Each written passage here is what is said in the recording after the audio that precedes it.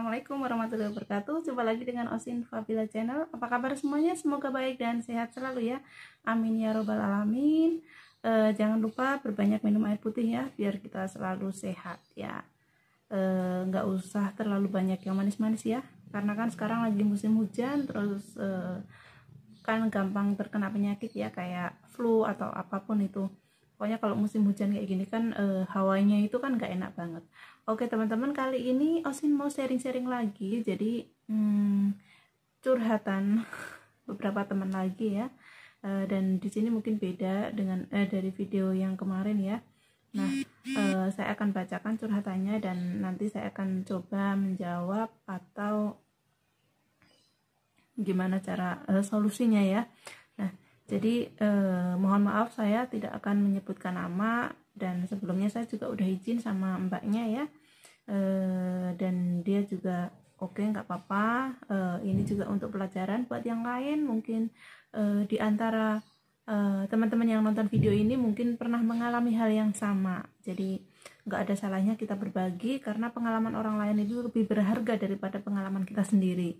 Kalau pengalaman orang lain itu baik, otomatis kita akan mengikutinya. Pengalaman orang lain buruk, otomatis kita tidak akan mengikutinya. Tapi itu dijadikan pelajaran buat kita jaga-jaga. Jadi nggak ada salahnya kan. Oke, langsung saja. Jadi saya ini Assalamualaikum Kak, saya mau sharing-sharing soal kenalan dengan cowok di sosmed ya, terutama dengan kebetulan dia kenal dengan cowok Pak. Nah, saya mau sharing-sharing boleh Kak? Nah, saya didekati laki-laki Pak, tapi dia sudah menikah dan punya 2 orang anak. Dia berniat menikahi saya, menjadikan saya istri keduanya. Saya sudah dikenalkan dengan seluruh keluarganya, termasuk istri dan anaknya, serta orang tua dan saudaranya ya. Dia bilang keluarganya telah setuju kalau dia menikah dengan saya. Dia mengaku dia menikah dengan istri pertama itu karena perjodohan, dan mereka itu ternyata sepupuan. Nah, setelah kenal dengan saya, dia merasa cocok dan dengan saya dan ada rasa cinta. Rencana bulan ini dia mau melamar saya ke Indonesia. Menurut kakak gimana? Karena selama ini kita komunikasi hanya lewat HP ya, mau video call, mau chat, pokoknya cuma di sosmed. Kalau rencananya dia setelah menikah dengan saya, dia ingin tinggal di negara ketiga, ngikutin tempat saya melanjutkan kuliah. Istri pertamanya sakit kanker payudara sejak 5 tahun yang lalu. Di sini saya agak ragunya Mbak, dan timbul pertanyaan kenapa dia tega ninggalin istrinya yang lagi sakit dan menikah dengan wanita lain, serta ingin tinggal di negara ketiga tempat saya melanjutkan kuliah. Dan alasan dia karena istrinya telah menyetujui jika dia menikah lagi. Kalau di video call istrinya kelihatan baik-baik saja, dan saya shocknya pas awal-awal kenal istri pertamanya itu minta tas sama saya. Wah, dan belum apa-apa sudah nanyain gaji saya. Nah, jangan-jangan nanti kalau saya sudah menikah dengan dia, nanti malah saya yang disuruh kerja buat menghidupi keluarganya. Saya beneran jadi takut. Sebenarnya ini udah ada yang saya jawab kayak gitu ya, cuman di sini saya bacakan semuanya. Dan ini kan buat pelajaran buat teman-teman yang mungkin pernah mengalami LDR seperti ini, dan step by step saya akan coba membahasnya ya. Jadi dia didekatin lelaki Pak, tapi dia sudah menikah, punya 2 orang anak. Nah, dijadikan istri kedua. Nah, di sini sekarang begini ya, udah punya istri, punya 2 orang anak. Alasannya istrinya sakit payudara. Kalau emang sakit kan gimana ya? Maksudnya gini, istrinya sakit tapi kenapa dia masih ada waktu untuk mencari istri lain? Harusnya kan fokus untuk masa depan anaknya, iya kan? Nah, di sini buat teman-teman, misalkan kalian punya kenalan yang seperti ini, jangan gampang percaya dulu. Bisa saja dia alasan istrinya sakit itu sebenarnya enggak, cuman untuk mendapatkan hati kita, mendapatkan perasaan kita kayak gitu loh. Jadi kita itu sebagai wanita, kita nggak boleh gegabah ya, sama seperti video sebelumnya saya bilang seperti itu. Dan di sini setiap video call dia selalu menunjukkan dengan istri dan anaknya, juga ibunya mungkin ya otomatis karena kan mungkin dia nggak bilang kalau dia alasan ke kita istrinya itu sakit payudara, padahal aslinya mungkin enggak gitu ya. Tapi saya nggak mau suudzon ya, namanya orang itu kan bebas ya berpendapat ya. Cuman kan kita nggak tahu aslinya gimana. Cuma alangkah baiknya kita itu lebih hati-hati, dan kita jangan iya aja, jangan langsung percaya aja. Tapi kita dari kata per kata kita harus paham. Nah di sini dia bilang kan mau ikut ke negara ketiga tempat saya kuliah, katanya kan begitu ya. Nah sedangkan posisi istrinya itu sakit, malah dia ke negara ketiga dengan istri barunya. Nah untuk pekerjaannya gimana? Nah untuk pekerjaannya kan kalau dia tinggal di negara ketiga itu kan paling bisanya bisnis, dan bisnis itu pun juga kan nggak apalagi kondisi zaman sekarang kan seperti susah kayak gini ya. Terus alasan lagi dia bilang lagi kalau istrinya pernah meminta tas. Nah ini udah tanda-tanda, jadi berarti kan mereka juga matre. Maksudnya gini, belum kenal, belum jadi istrinya tapi udah minta matre, udah menanyakan gaji. Sebenarnya kan nggak bagus juga ya menanyakan gaji. Kalau menanyakan gaji kita sebagai sahabat tanya enggak masalah, tapi kalau sebagai ibaratnya kita mau dijadikan calon istri, apalagi istri kedua, dan dia udah punya anak, punya istrinya sudah mulai meminta, dan yang si lakinya juga udah mulai menanyakan gaji. Nah ini yang perlu ditanda tanya, yang perlu ditanyakan ya, kenapa dia menanyakan gaji kayak gitu. Jadi kita jangan bodoh-bodoh banget. Kita ada kenalan dengan cowok cakep, kita jangan hanya tertarik dengan mukanya, dengan bodinya, dengan brewoknya, jangan. Kita juga perlu waspada, karena ya emang nggak ada orang yang sempurna di dunia ini ya.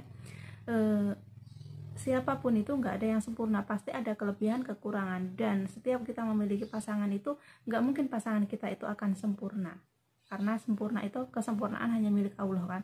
Jadi namanya kita mencari pasangan, kita menikah, kita saling menutupi kekurangan dan kelebihan masing-masing kan. Cuma kalau kita mau menikah, otomatis kan kita emang harus benar-benar teliti. Kita jangan sampai salah memilih. Kita harus tahu dulu latar belakangnya pasangan kita semuanya. Jangan sampai kayak yang kemarin udah terlanjur menikah, ternyata udah beristri. Kalau yang ini dia sudah ngaku punya istri, punya anak. Cuman mbaknya ini kan minta saran ke saya. Kalau menurut saya mendingan ditinggalin aja. Pertama, dia udah punya istri, punya anak. Gimana mau menafkahi kita kalau kalau dia mungkin dari keluarga kaya, punya perusahaan, punya pemasukan setiap bulannya banyak, tapi kalau dia juga cuma sebagai pegawai, punya istri, punya anak, menikah lagi. Nah, yang ada nanti kita udah menikah tapi kita nggak bahagia, percuma kan. Kita menikah, kita juga kerja keras, tapi kita juga membantu membiayai istri pertamanya kan. Ngapain kita menikah kan, seperti itu. Jadi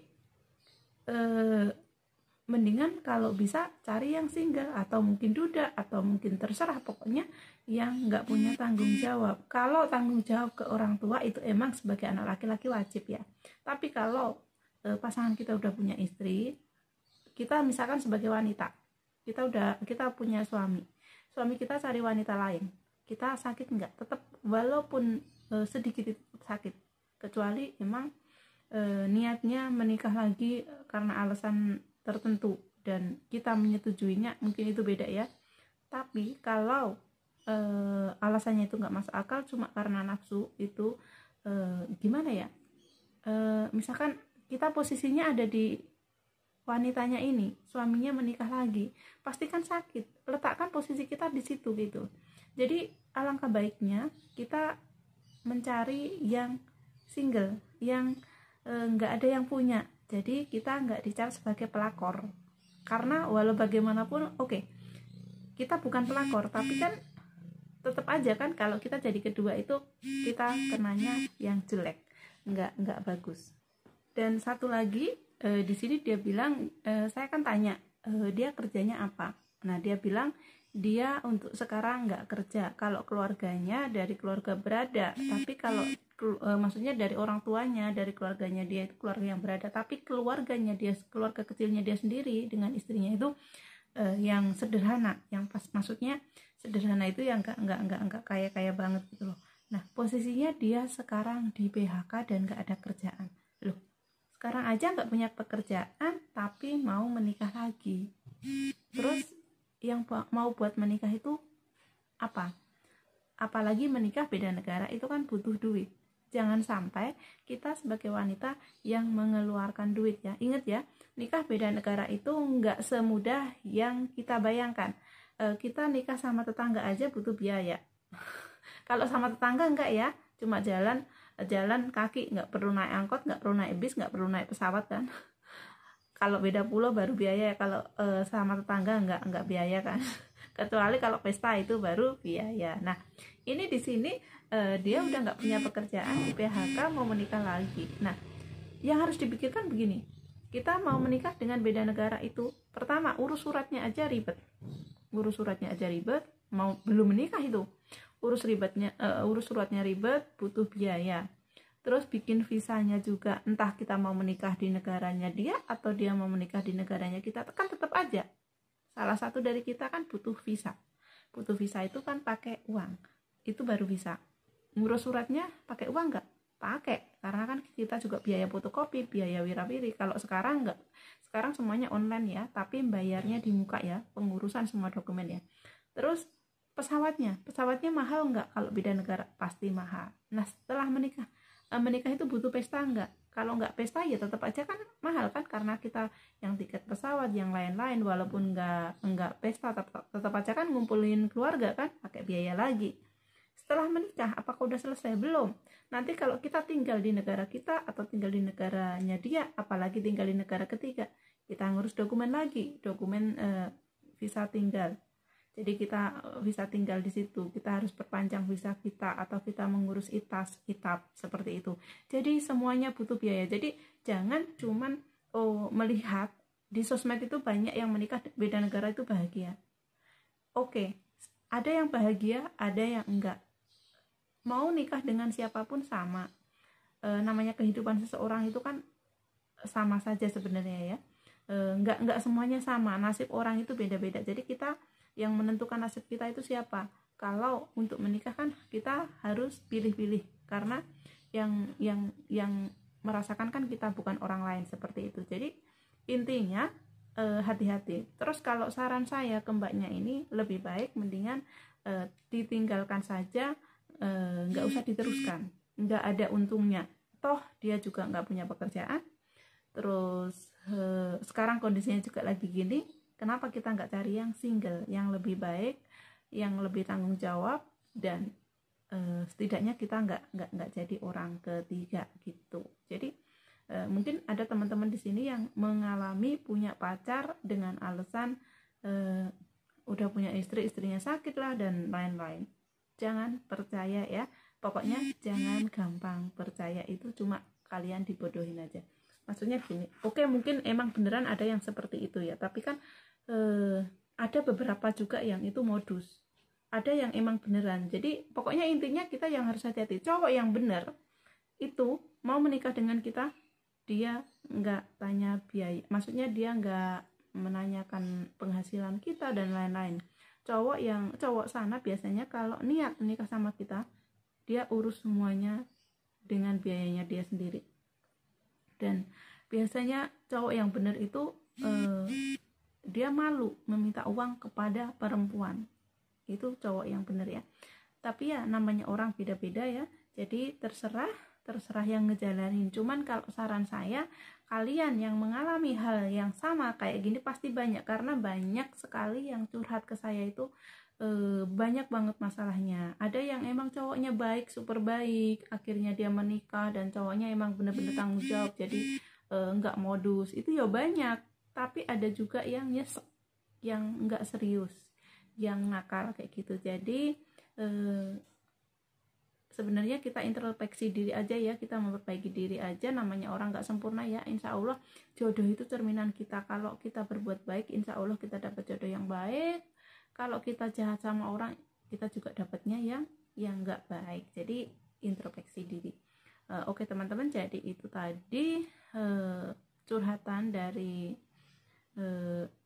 mbaknya, dan sekarang dia sudah mungkin udah memutuskan untuk menjauh pelan-pelan. Karena apa? Karena ya banyak dipikirkan, kan udah punya istri dan udah punya anak, dan pasti nanti akan banyak biaya di sana. Oke teman-teman, jadi itu tadi sharing-sharing dari saya. Semoga video ini bermanfaat, dan jika ada salah kata saya mohon maaf yang sebesar-besarnya. Sampai ketemu di next video. Wassalamualaikum warahmatullahi wabarakatuh. Sekian kurang minum air putih ini. Assalamualaikum warahmatullahi wabarakatuh. Bye bye.